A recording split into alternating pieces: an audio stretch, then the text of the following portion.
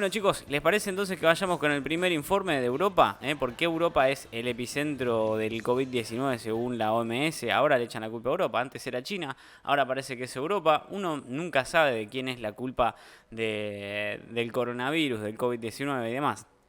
Así que bueno, si les parece, arrancamos hablando de este informe, ¿no? De por qué el COVID-19, ¿no? ¿Por qué Europa es nuevamente el epicentro de la pandemia según la Organización Mundial de la Salud?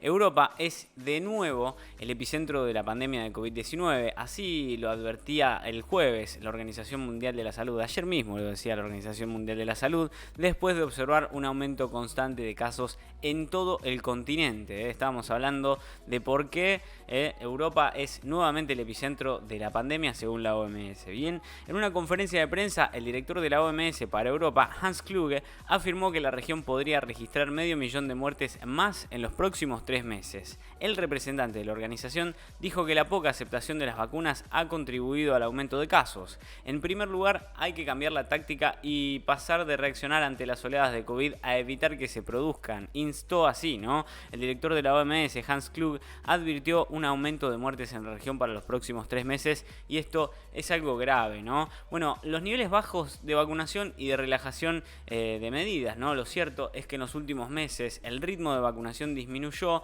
en todo el continente. En España el 80% de las personas están completamente vacunadas con 2 dosis, mientras que en Francia y en Alemania la inoculación alcanza un 68 y un 66% de la población respectivamente. Un número que realmente es bajo en comparación si lo ponemos en perspectiva de lo que es el resto de España, ¿no? La situación se agrava en algunos países de Europa Central y Oriental, tal como es el caso de Rusia, donde solamente el 32% de las personas estaba vacunada al cierre del mes pasado, y esto no es un dato menor. Klug también consideró que la relajación de las medidas de salud pública ha contribuido al aumento de las infecciones en la región europea de la OMS, que abarca 53 países, incluyendo partes de Asia Central. No menor el dato, ¿no? Hasta ahora, la OMS registró 1,4 millones de muertes en toda la zona.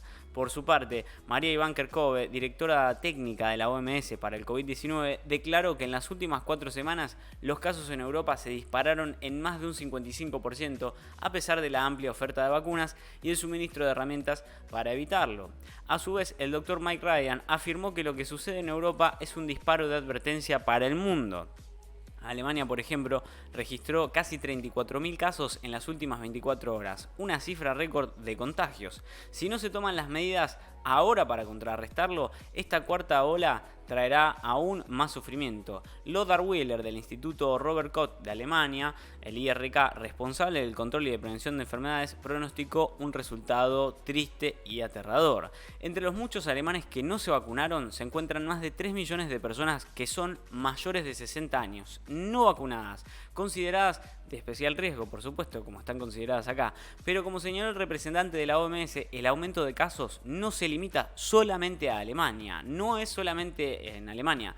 Estamos hablando también de Reino Unido, de Rusia, de Rumania y del resto de países que abarca Europa, también dándole inicio a Asia, ¿no?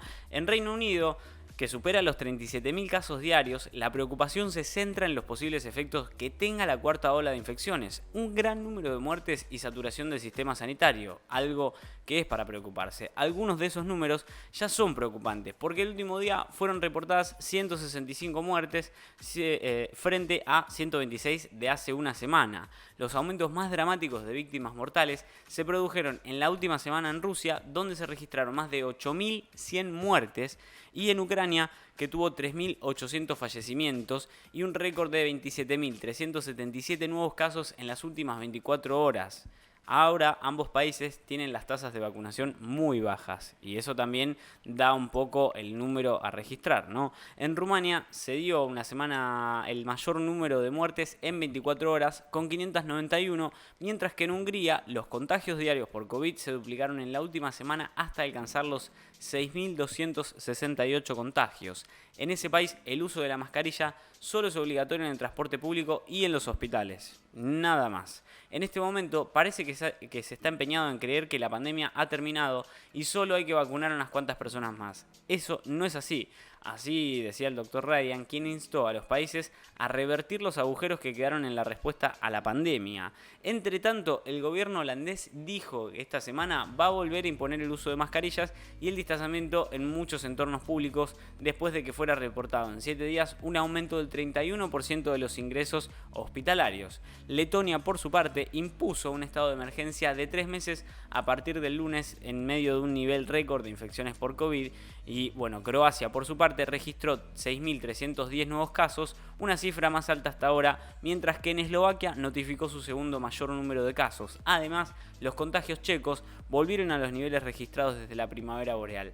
Pensar que la pandemia terminó es un error de mucha gente, y esto lo decimos también para la gente de acá, Argentina y de Latinoamérica. Es un error de mucha gente porque así lo dicen en el resto del mundo, ¿no? Si, por ejemplo, contamos con que los países con las mayores tasas de vacunación, los índices de infección siguen siendo relativamente altos, ¿cómo vamos a pensar que la pandemia terminó? Bueno, Italia, por ejemplo, es uno de los países, pero igualmente los casos aumentaron un 16,6% en la última semana y los contagios en Portugal superaron el millar por primera vez desde septiembre. España es uno de los pocos países que no registró un aumento de la transmisión, con 2.287 casos notificados el miércoles. Y así concluye este informe de por qué Europa es nuevamente el epicentro de la pandemia según la Organización Mundial de la Salud.